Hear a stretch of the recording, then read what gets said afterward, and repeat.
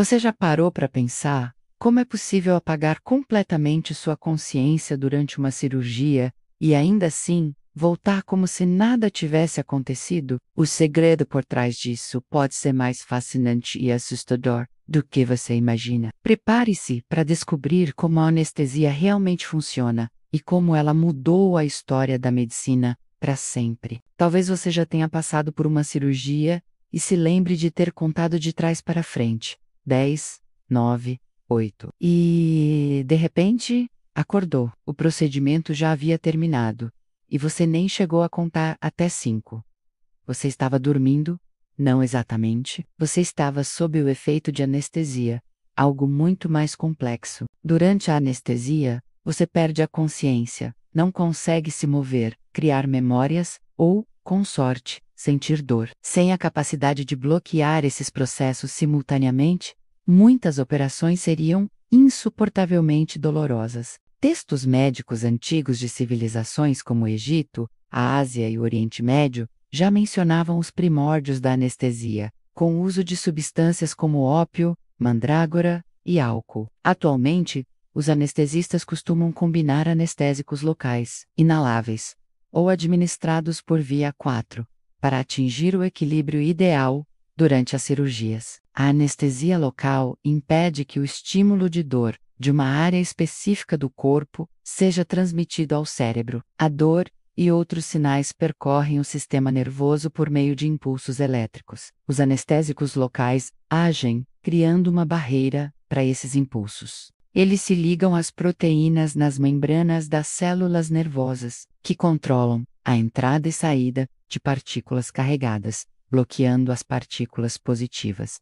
Contudo, em cirurgias mais complexas, onde é necessário que o paciente esteja completamente inconsciente, usam-se substâncias que afetam todo o sistema nervoso, incluindo o cérebro. Alguns anestésicos são administrados por inalação. Na medicina ocidental, o éter dimetílico foi amplamente usado, e antes disso, era conhecido como uma droga recreativa. Mais tarde, os médicos perceberam que, sob seu efeito, as pessoas não sentiam ferimentos. Na década de 1840, o éter começou a ser usado para tranquilizar pacientes durante extrações dentárias e cirurgias. O óxido nitroso ganhou destaque nas décadas seguintes e ainda é amplamente empregado atualmente. Embora variações do éter como o sevoflurano sejam mais comuns, a anestesia por inalação geralmente é combinada com a anestesia 4, desenvolvida por volta da década de 1870, entre os anestésicos intravenosos mais populares, estão sedativos, como o Propofol. Esses anestésicos gerais também interferem nos sinais elétricos do sistema nervoso. Normalmente, os sinais elétricos no cérebro são um emaranhado de mensagens caóticas,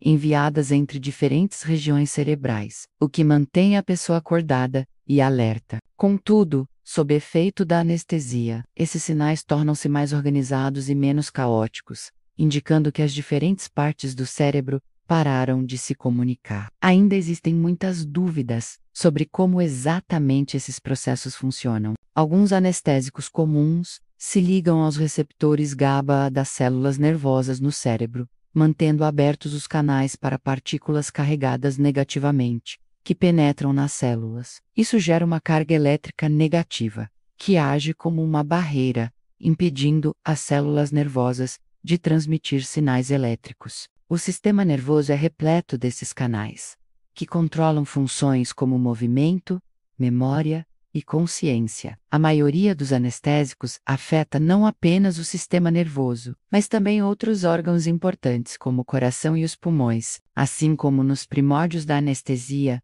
quando substâncias tóxicas como cicuta e acônito eram utilizadas. Os medicamentos modernos também podem ter efeitos colaterais graves. Por isso, o anestesista deve preparar uma combinação precisa de medicamentos, capaz de oferecer todas as características necessárias para uma anestesia eficaz, enquanto monitora os sinais vitais do paciente e ajusta as doses conforme necessário. Embora a anestesia seja um processo complexo, os avanços na sua compreensão permitiram o desenvolvimento de técnicas novas e mais eficazes. Isso possibilitou que cirurgias como cesarianas, desobstrução de artérias, transplantes de fígado ou rim e outros procedimentos que salvam vidas se tornassem mais comuns e seguros. A cada ano, novas tecnologias e métodos anestésicos são criados, garantindo que cada vez mais pessoas enfrentem cirurgias sem medo e com maior segurança.